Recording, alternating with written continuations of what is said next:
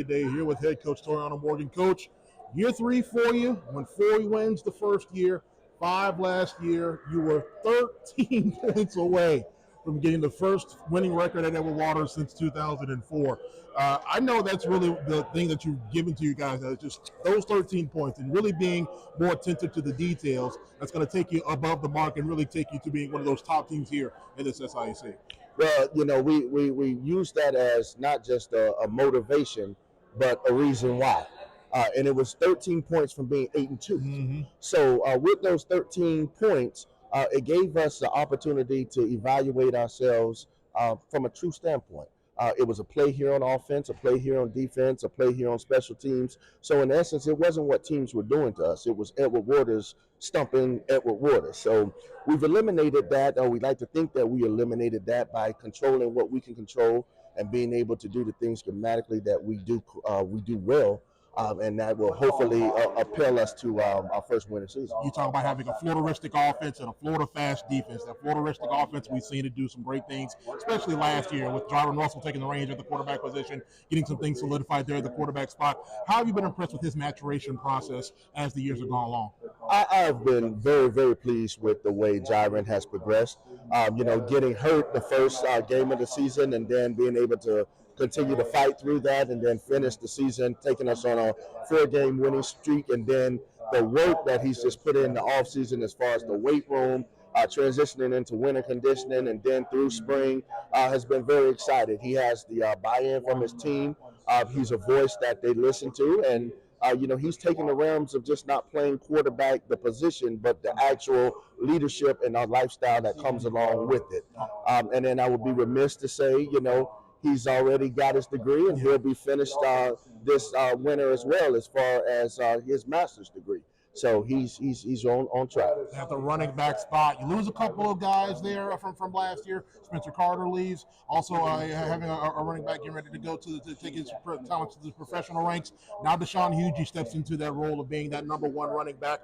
I've been impressed with him in the years that you've been here at Edward Waters with what he's been able to do there in the backfield. Always. Deshaun Hughes has been a mainstay in the backfield. He's been very explosive. That last season towards the end, he was hampered by injuries, but that kind of slowed him a little bit, but now he's healthy.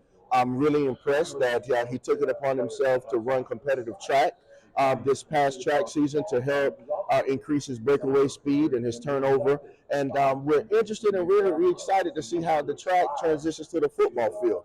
He's a young man that we can run between the tackles, we can run inside, we can run outside, and then he's a formidable receiver coming out of the backfield, and he protects very well. Defensively, there's going to be some changes there. You get a new defensive coordinator, Mike Fanoga. It's your third different defensive coordinator in the 3 years that you've been here at Edward Waters. How have you been impressed with him and how he's been able to put his thumbprint on this defensive side of the football? Absolutely.